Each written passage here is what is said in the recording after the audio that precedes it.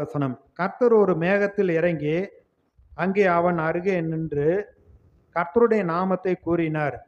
கர்த்தர் அவனுக்கு முன்பாக கடந்து போகிற போது அவர் கர்த்தர் கர்த்தர் இரக்கமும் கிருபையும் நீடிய சாந்தமும் மகா தயையும் சத்தியமுள்ள தேவன் சொல்றாரு. அங்க நீடிய சாந்தமுள்ள தேவன்.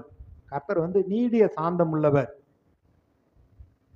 வேதத்துல புதிய ஏற்பாட்டில் பார்க்குறோம். மத்தேயு 11:29 நான் சாந்தமும் மனத்தாழ்மையுமா இருக்கிறேன், என்னிடத்துல கற்றுக்கொள்ளுங்கிறார்.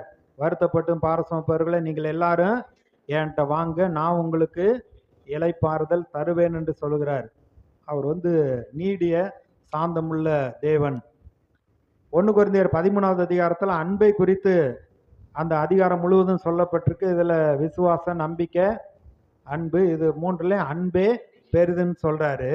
அதுல 4வது வசனம் அன்பு நீடிய சாந்தமும் தயவும் உள்ளது.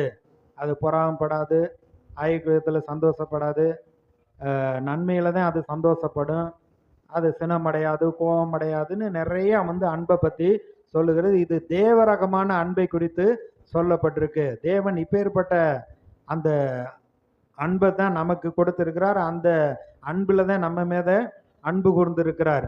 அப்ப அவர் அவருடைய அன்பு நீடிய சாந்தமும் தயவும் உள்ளது. 2 தீமோத்தேயு 2வது அதிகாரத்துல 24வது வசனம்.